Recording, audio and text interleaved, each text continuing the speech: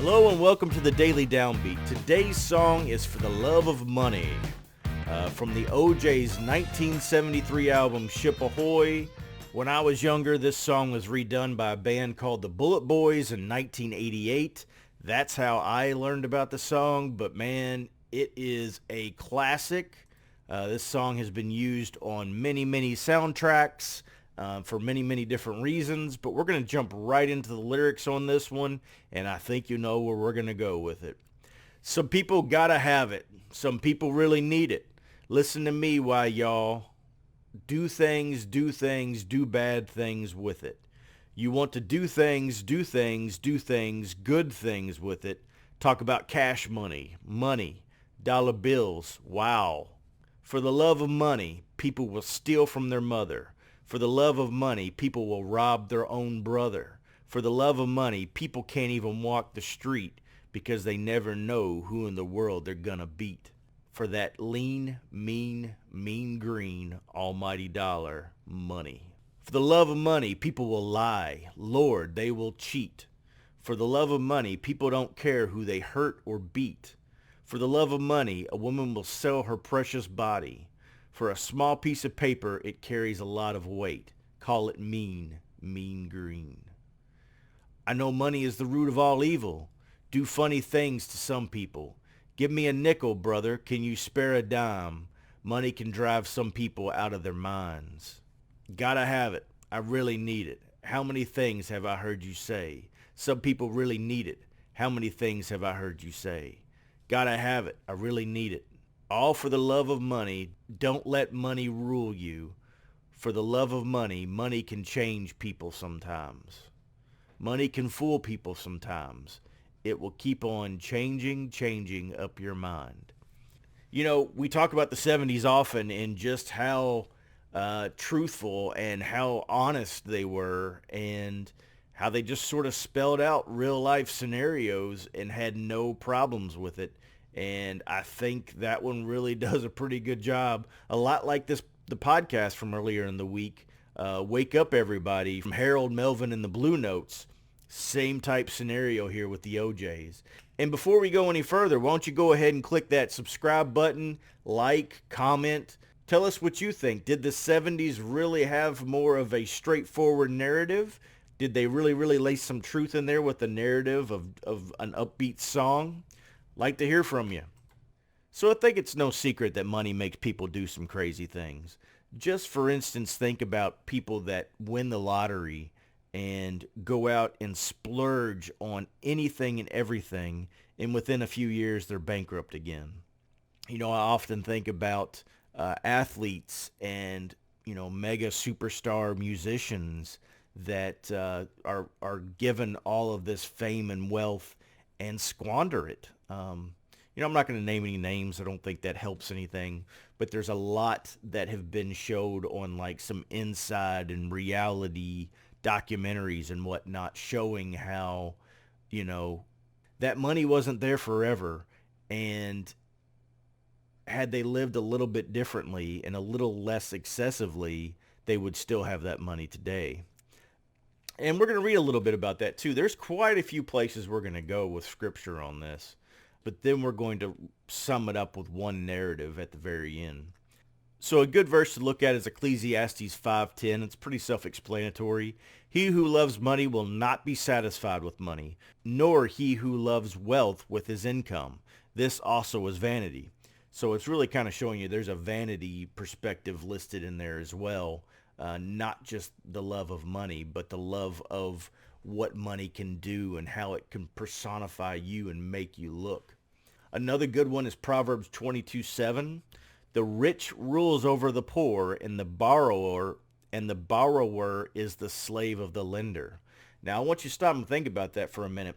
One of the major issues in this world and in our country and just the human narrative, so to speak, is how much we borrow.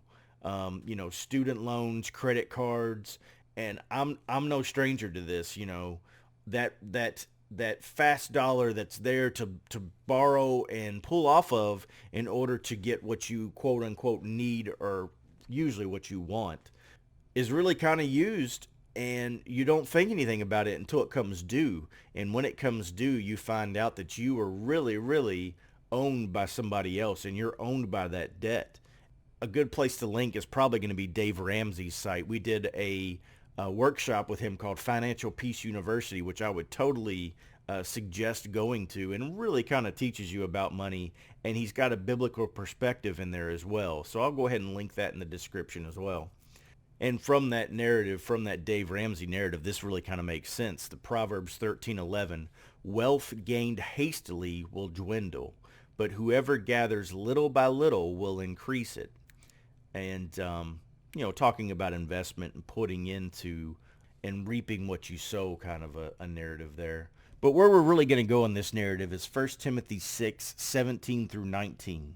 Command those who are rich in this present world not to be arrogant, nor to put their hope in wealth, which is so uncertain, but to put their hope in God, who richly provides us with everything for our enjoyment.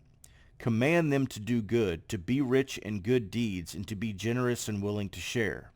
In this way they will lap up treasure for themselves as a firm foundation for the coming age, so that they may take hold of the life that is truly life. And so little points here to think about. Ephesus was a wealthy city, and the Ephesian church probably had many wealthy members. Paul advised Timothy to deal with any potential problems by teaching that having riches carries great responsibility. If you have been blessed with wealth, then thank the Lord. Don't be proud and don't trust in your money. Use your money to do good. Be rich in good works, generous and ready to share. No matter how much money you have, your life should demonstrate that God controls the wealth that he has placed under your care. And, I think that's pretty important. Paul does a great job talking to Timothy here about wealth and money and showing that even though it's the root of all evil, it is not evil. People that are wealthy and people that have money aren't inherently evil. They aren't evil just because they have money. It's because of those things that they do with it. It's what drives them and what pushes them. There are so many good narratives about money where people have, fronted enough for foundations and organizations and ways to give back and do good for their community.